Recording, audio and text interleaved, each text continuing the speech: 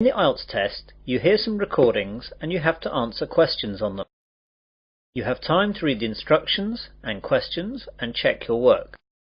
All recordings are played only once. Now turn to Section 1. Section 1. You will hear a telephone conversation between a man and a woman discussing a hotel reservation. First, you have some time to look at questions 1 to 6.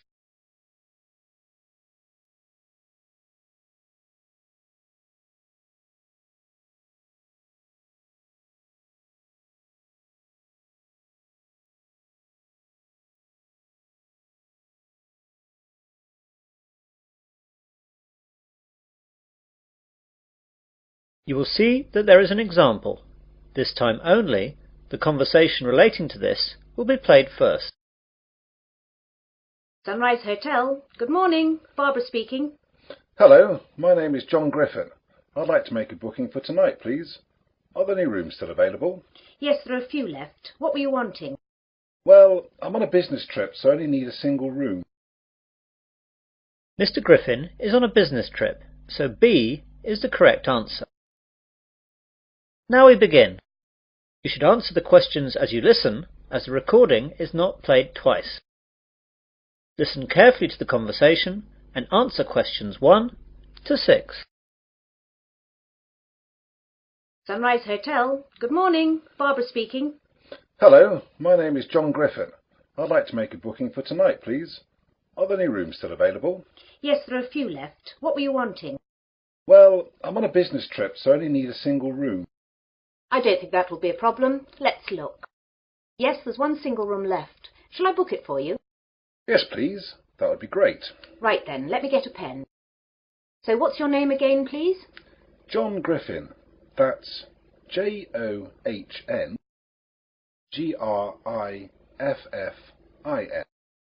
OK, I've got that down. Wait a minute. You've been here before, haven't you? Yes, that's right. I stayed with you twice before. Well, we should have your details already. Let's look at the cards. Here we are. So, John Griffin from Sydney, right? Yes, that's right. So tell me if I'm wrong. John Griffin, passport number 87637-489, age 30. Yes, that's right. So it's a single room for 2 nights. Is your credit card number the same to confirm the booking? Yes, it's the same. But I want you to forward the bill to my company again, if that's okay. Oh yes, Mr. Griffin, that's no problem at all. Your company have always settled very promptly in the past. And what time can we expect you tonight, Mr. Griffin? Well, the plane lands at 9:15 p.m, so by the time I get through the formalities, that should take about 20 minutes. I should be at your place at 10. Will the restaurant still be open at that time, as I'll be hungry? I hate plain food. I'm afraid it'll be closed by then, Mr. Griffin. Can I organise some snacks to be left in your room? A burger? Fries? Sandwiches? Yes, that would be great. How about a cheese sandwich with fries? No problem, sir. I'll see to that. Oh, the fries might be cold when you get in. Ah, yes. Just the sandwich then. No problem. Anything else, Mr. Griffin? No, that's all. Thank you. See you tonight. See you tonight, Mr. Griffin. Goodbye. Goodbye. Now you will hear a conversation between Barbara and another man, Mark.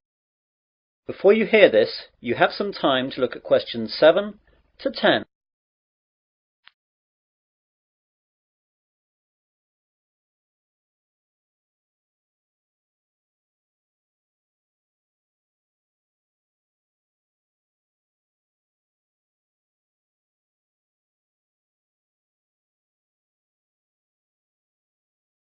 Now listen carefully and answer questions 7 to 10.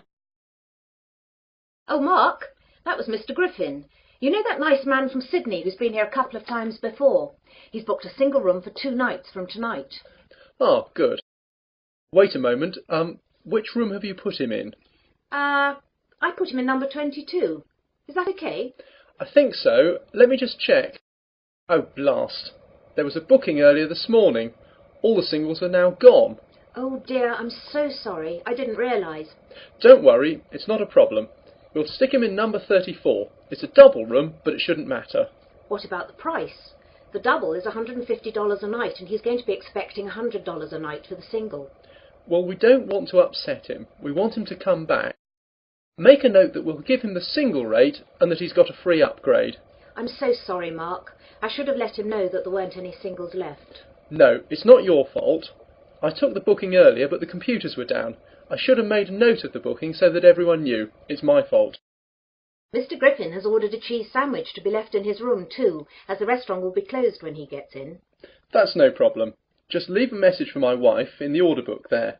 She'll make sure that it's prepared by the kitchen staff, and then room service can take it to his room just before he arrives. How much shall I charge him for the sandwich? What is it again? Ah, yes, cheese. Well, beef and chicken are both $10, and salad is $8. Just make it $9. That should be okay. OK. Thanks, Mark. That is the end of section 1. You will now have half a minute to check your answers.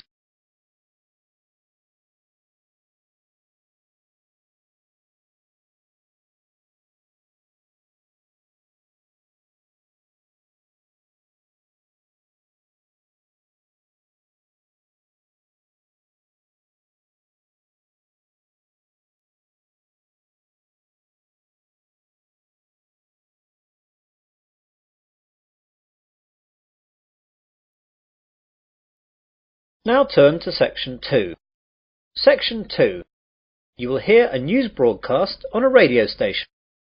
First you have some time to look at questions 11 to 15.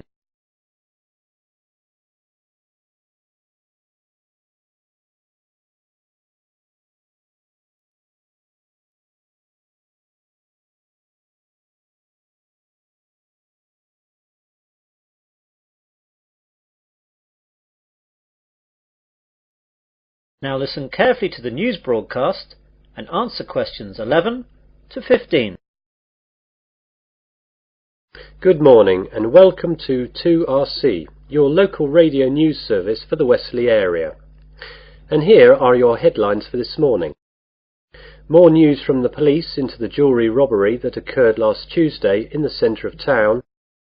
Comtech, the local computer hardware manufacturer, has announced that it must cut 40 jobs. New routes open up at the Wesley International Airport. Plans for the redevelopment of the Oakley Woods have been shelved. A local cricket team make it to the regional finals. And get set for a heatwave. First of all, police have released 2 descriptions for the 2 men wanted in connection with the robbery at the local jewellery store Nichols in the centre of town last Tuesday. At 9 a.m, just when the store was opening, 2 men burst through the door and demanded bags to be filled up with jewellery. Although the 2 men were armed with baseball bats, the shopkeepers bravely attacked them and beat them off. Although the 2 men had motorcycle helmets on, these were knocked off during the scuffle, and the shopkeepers were able to get a good look at them. The first man is said to be about 6 foot in height, slight build, dark hair and a small moustache. He was wearing blue jeans, a white t-shirt and a black leather jacket. The second man is much shorter, around 5'8", with a fat build and red hair and clean shaven. He was wearing a dark blue sweater and black jeans. They are both probably in their early 20s. The police hope to issue photo-fit pictures later today. The public are urged to call Wesley Police if they think they recognise either of the 2 men. You now have some time to look at questions 16 to 20.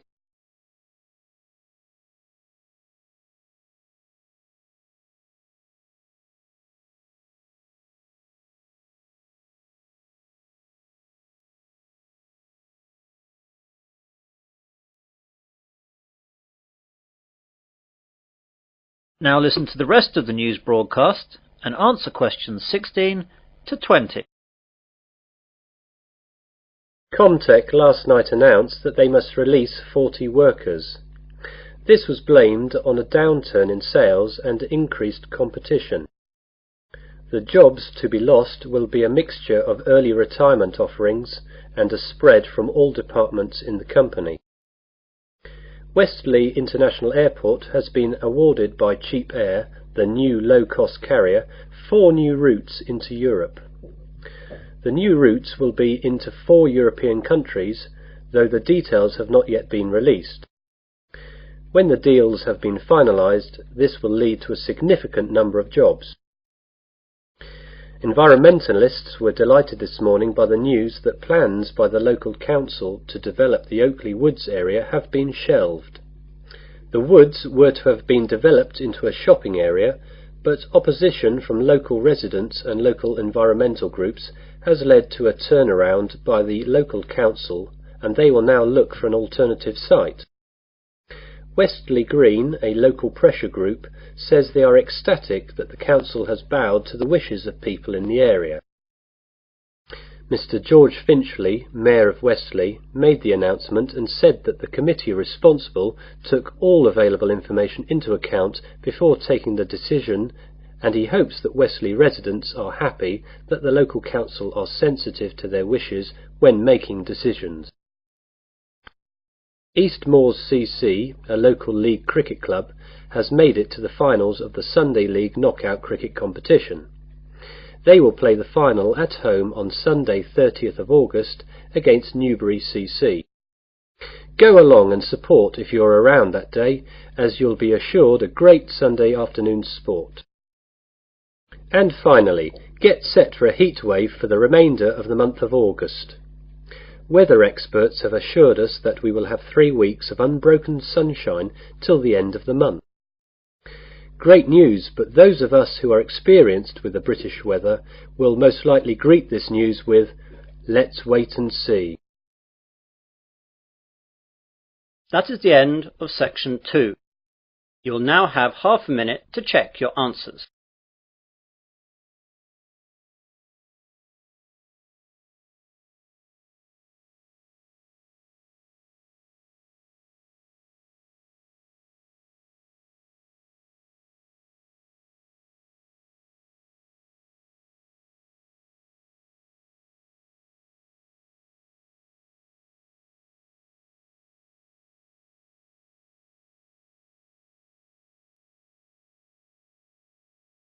Now turn to section 3.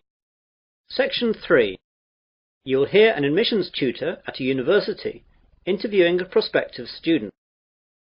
First you have some time to look at questions 21 to 26.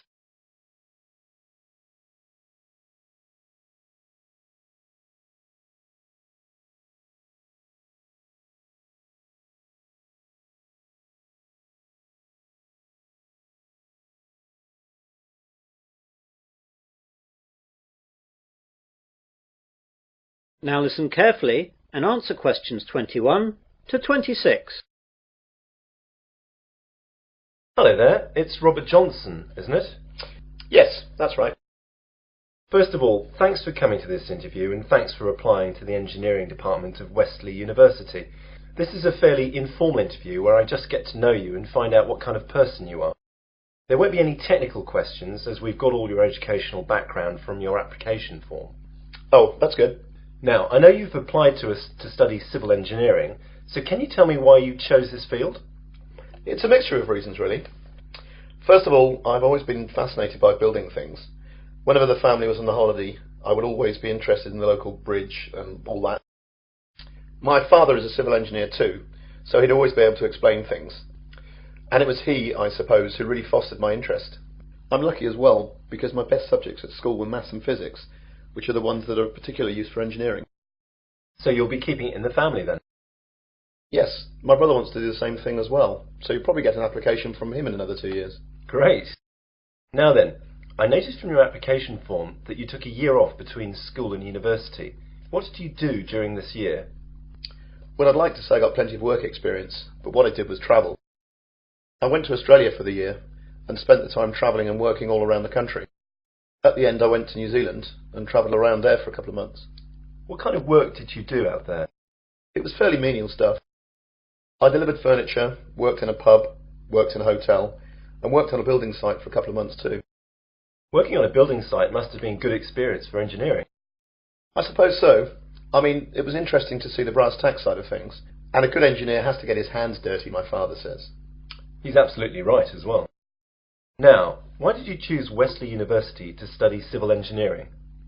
Well, first of all, I know that the department has a very good reputation in this field. And before applying, I checked out the stats and saw the percentage of graduates going straight into industry was very good. Yes, we're very proud of that. I'm also very interested in mountaineering, and your campus here in the Midlands is within reasonable distance of Snowdonia, so I'll be able to go hiking at weekends when work allows. That's good. It's very important for students to have interests outside of their studies. It helps deal with the stress. I also play a lot of football, and the university runs quite a few teams in the local leagues, so I'd like to get into that. You now have some time to look at questions 27 to 30.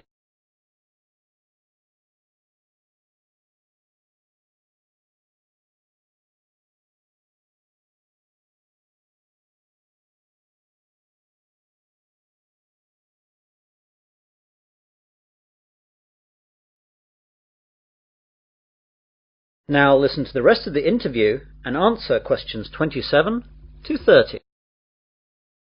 Is there anything you'd like to ask me about the course? Yes, the information in the prospectus wasn't very clear about assessment.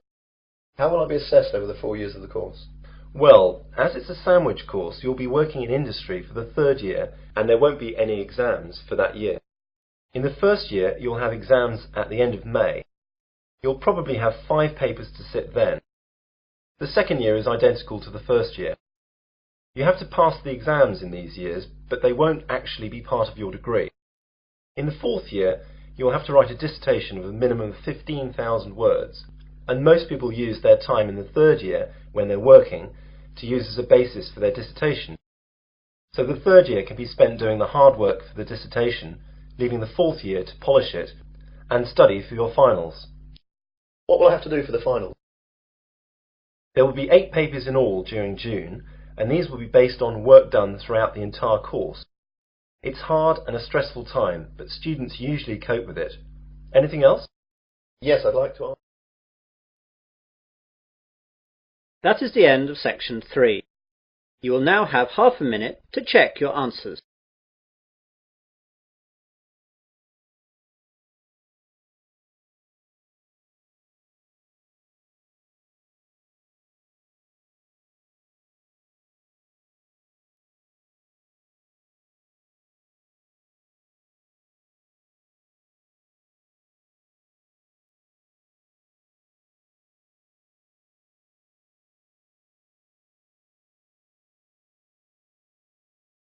Now turn to section 4.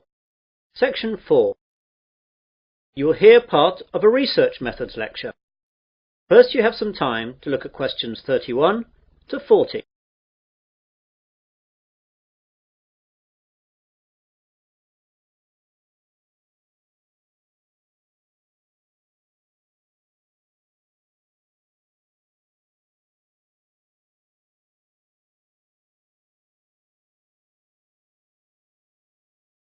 Now listen carefully and answer questions 31 to 40. Good afternoon, ladies and gentlemen. Welcome to this auxiliary lecture on research methods. This lecture is not aimed specifically at one particular course, but is a general lecture that will be relevant to any student who must conduct research into a topic for his or her course. For most of you, this will be the research that you need to do in order to write your dissertation and theses. It has been said that First World societies are no longer industrial societies, but information societies.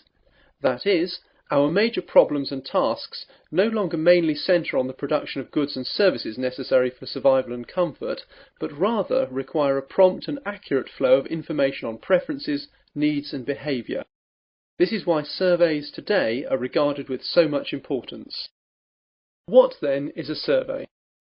Today, the word survey is used most often to describe a method of gathering information from a sample of individuals. This way, the results can be projected from the sample to the larger population. An important consideration to take at the start is to decide how large a survey to perform. The sample size required for a survey partly depends on the statistical quality needed and the size of the total population of the area in question. Even so, there is no simple rule for sample size that can be used for all surveys. Analysts, though, often find that a moderate sample size is sufficient statistically and operationally.